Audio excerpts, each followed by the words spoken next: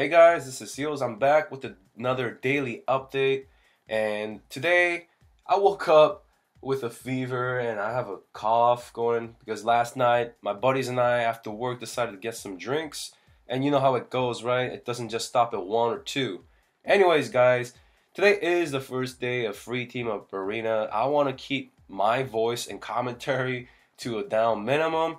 I do apologize for that, but I'll be back to commentate more hopefully tomorrow. I just want to give one quick important tip to those starting out in the FTA, whether they're leading or they want to step up their games. And the first tip I want to give is first day, don't take it too seriously. All right? I mean, I'm sure you guys don't take this, that seriously anyways. It's just FTA, but don't take the first day seriously at all because first day every team is just testing out their waters and seeing how they do against the opponents. Why?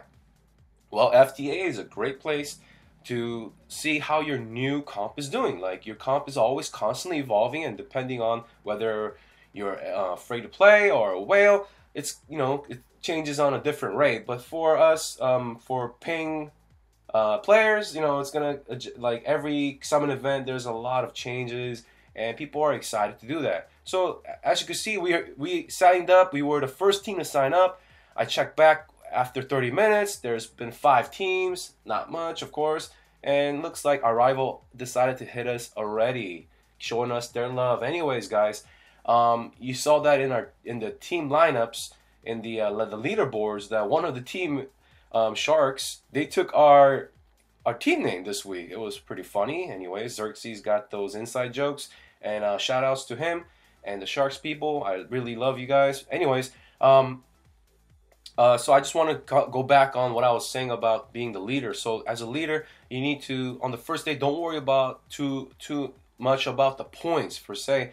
You want to remember how your teammates do against other teams. Like, for example, this lineup, how would your strongest do against their first player or their second player or the third player who has the least amount of levels and a hidden card, right?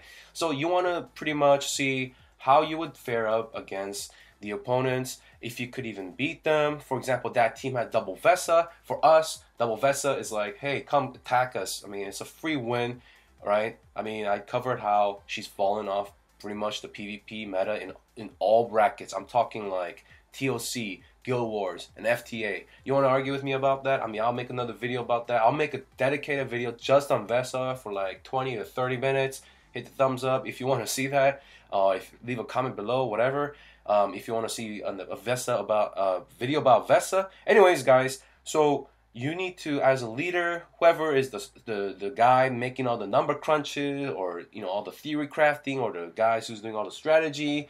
I don't care whether you take, like a snapshot on your phone or you have an Excel sheet like I used to do. I mean, it's pretty nerdy anyways. I would look at this team and I'd be like, all right,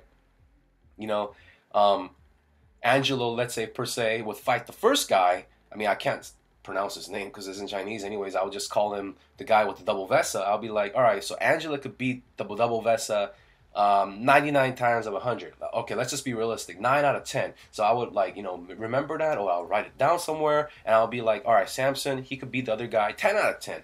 And the last guy, I would win maybe like, let's say, for example, 4 out of 10. So to increase the odds of winning, I would put, Samson against the first guy. Second guy, I'll put, I would put Angelo against the first guy, Samson against the second guy, and that increases our team's chance of winning tremendously. Now, there are occasions where the opponent has one of the strongest teams in the server group. That way, there's 2 plans to do that. Increase the rate of winning for all 3 players. For example, let's say Angelo, me, and Samson all have at least 70% chance to win individually. Now, or you could do what I like to do sometimes, which is like a Hail Mary, which is, I put the weakest team member against that opponent's team, the weakest against that opponent's team. I would put the strongest against the weakest, and our strongest against their weakest to guarantee a win. Now, how do you know, about this? Like, what I'm talking about? Like I said, first day, you gotta test it out. You gotta test out your new comp, test out the water. Angelo just incorporated double Valentino. He's curious how it would work in the server group because my server, we have a lot of players that are not as good as the server group. Of course, we don't have as many spenders, and the spend 10 out of 5 out of 10 spenders, they quit already. They got burnt out because of, I could make another video about this. I already actually did. I mean, when they started, Justice Aura was a thing, and they made Justice Aura in 3 to 5 months after a lot of spending, and bam, Faithblade came along, and they're like, oh my god, I just spent all that money. I'm VIP 10, I'm VIP 12, and what is this? Like a new hero that just crushes my team that I worked on for 3 to 5 months. So when I see people on Reddit make a post about, should I invest in this guy? Should I buy this guy on the altar? Should I invest in this heroic, event? It's always like the best comment would be the comment that says, hey, I mean, how long does it take for you to build it? Because the meta is always changing, right? If you could get it up in 2 to 3 months, and that's great, but 10 months down the line, that hero may not be in the meta at all, right? It's always evolving, guys. So that's why I did recommend going light and dark. It's the safest route for high paid players, or even monthly card that occasionally spends on the right events like the anniversary or the Chinese New Year or the Christmas events. Those are good events to spend on.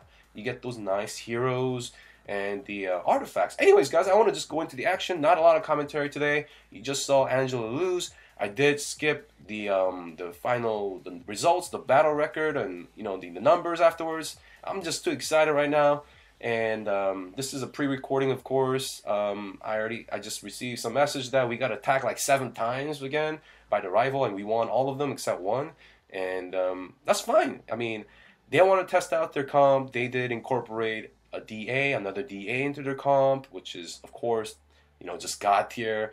And we incorporated Double Valentino, and so far, from what I noticed in the first 2 battles, is that it's just not worth it. I already told him that. See, we communicate about it, but he wanted to try it out, and there's no sweat, there's no problem trying it out. Like I said, it's the first day, whoop-de-doo, right? You want to see how it goes against the top players in a server group. It's not going so well. The reason is because he loses the aura. The aura boosts Faithblade, and of course, aura is multiplicative to the character's passive, right? I talked about this. So if your hero's passive has percent attack or percent HP, that is multiplicative, multiplied by the aura, which is not shown in the character sheet, but it is still, you can't see it on the paper character sheet per se, but in the battle, you know it, because with the aura, Faithblade rarely gets off that stun, right? Because he has such high health, like with the assassin's gear, right? People don't notice that. Like I don't really see him getting like a stun off when he doesn't kill someone. Usually it's he kills someone, or if he doesn't kill someone, he stuns them. But I don't see that part where he stuns them because of the aura and because of the assassin's gear, right? People say Faithblade, oh my god, he has so little health, he's so squishy. You gotta build him right, all right? Okay, you gotta get the rainbow going. You gotta wrap up, right? It's like like a bacon wrapped asparagus, right? You gotta build around. You gotta wrap your team around the Faithblade, and the best team Faithblade could have alone at the current moment is the team that Samson has. Of course, you could adjust the stone and the gear and the artifact to make it even stronger. There are some good like mirror comps that are very strong, and that's because of the gear and the way they do the stone. But we have it pretty well optimized. You want to try the Double Valentino? It's not working out for me. I mean, Faithblade just way too squishy. Valentino, I don't know, he's just immune to stun, but our opponents don't really run stun except Cruz. Anyways, guys, he wanted to see how it will work against double Skerei or against the double DA team. He lost both. That's fine. It's the first day, like I said. Anyways, guys, I want to keep the video short. I'm going to incorporate all the cool fights and highlights for today. I'm going to keep editing in the video and keep adjusting and showing you the videos of us on defense. I'm not going to comment too much because I've lost my voice and I'm coughing like crazy anyways. If you like the video, please hit the thumbs up. Please subscribe and share the video. And once again, guys, thank you so much for tuning in and enjoy the rest of the video, guys.